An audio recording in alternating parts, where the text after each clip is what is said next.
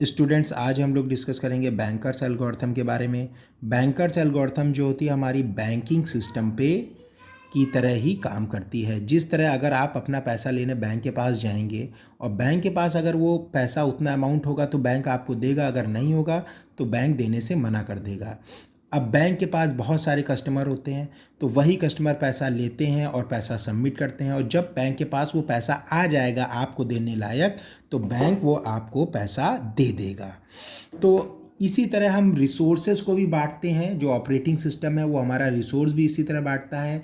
एक समय पे जो ऑपरेटिंग सिस्टम है different different resources, different different processes को बांटता रहता है। तो जब हमारे पास जो रिसोर्स रहता है, प्रेजेंट रहता है, उस रिसोर्स को हम रिक्वायर्ड प्रोसेस को दे देते हैं। और अगर हमारा कोई रिसोर्स कहीं बिजी रहता है, कहीं इंगेज रहता है किसी प्रोसेस के साथ, तो उसके फ्री होने के बाद ही हम दूसरी प्रोसेस को अपना रिसोर्स प्रोवाइड करेंगे।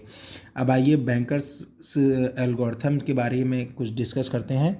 जो बैंकर्स एल्गोरिथम है, इसमें जब भी कोई प्रोसेस आता है तो वो अपनी पूरी जितने भी रिसोर्स हैं उनकी list with instance of resource, कि उस रिसोर्स की इंस्टेंसिटी कितनी है, वो चीज़ें पहले ही दे देता है। और नंबर ऑफ रिसोर्सेज रिक्वायर्ड और number of resources present in operating system, ये दोनों चीज़ इक्वल होनी चाहिए, या रिक्वायर्ड की जो क्वांटिटी है वो कम होनी चाहिए। Available number of available resources से ज़्यादा रिक्वायर्ड रिसोर्सेज नहीं होने चाहिए।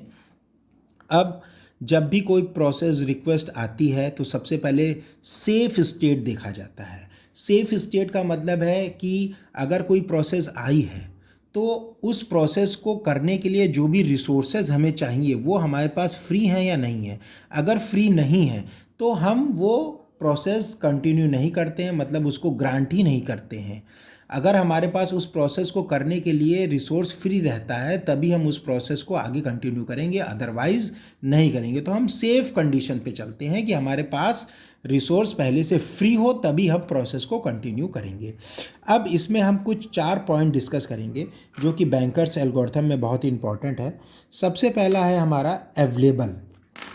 अवेलेबल में क्या है कि मान लीजिए कि जो रिसोर्स हैं वो अवेलेबल होना चाहिए, ठीक है। अगर रिसोर्स हमारा अवेलेबल होगा तभी हम उस प्रोसेस को कंटिन्यू करेंगे, नहीं तो कंटिन्यू नहीं करेंगे। दूसरा है मैक्स।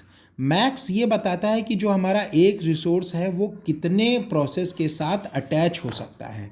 अगर मान लीजिए यहाँ पे हम max I J equal to K करते हैं, यहाँ पे जो आई है ये नंबर ऑफ प्रोसेस को डिनोट करता है, जे हमारा जो है रिसोर्स को डिनोट करता है कि प्रोसेस पी आई को रिसोर्स अलॉट है और आर जे, और इस आर जे का जो इंस्टेंस है वो है के। ये चीज़ यहाँ पे बताई गई है। इसी तरह एलोकेशन की बात हो रही है। अब जैसे कोई भी मैट्रिक्स है उसमें अगर हम एलोकेशन की का मतलब है कि प्रेजेंट टाइम में रिसोर्स किस प्रोसेस को एलोकेटेड है, मतलब करंट टाइम में जो हमारा रिसोर्स है वो किस प्रोसेस को एलोकेट है। तो इसके लिए भी एक कंडीशन है, एक स्टेटमेंट है आई जे इक्वल टू के, मतलब पी आई जो हमारा प्रोसेस है वो आर जे रिसोर्स को कंटेन किया हुआ है और उसका इंस्टेंस कितना है, इंस्टेंस हमारा के है। क्योंकि जब भी कोई प्रोसेस इनिशियली आती है तो हम पहले ही आपको बता चुके हैं कि प्रोसेस अपना हर रिसोर्स का इंस्टेंस बता देती है। अब उसके बाद नीड पे आते हैं हम लोग। नीड के लिए सेम कोई मैट्रिक्स है, उस मैट्रिक्स में आई और जे इक्वल टू के है, मतलब पी आई प्रोसेस के लिए जो हमारा आर जे रिसोर्स है और उस आर जे रिसोर्स का जो इंस्टेंस है वो के है।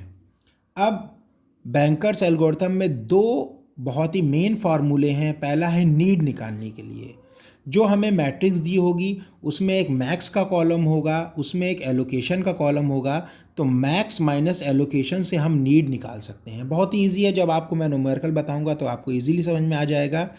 और न्यू अवेलेबल रिसोर्स बताया जाएगा यहाँ पे कि पहले कितना एलोकेशन था और करंट में कौन सा रिसोर्स अवेलेबल था, दोनों के सम करने के बाद ही हमको न्यू अवेलेबल रिसोर्स मिलेगा। ये आपको न्यूमेरिकल में इजीली समझ में आ जाएगा।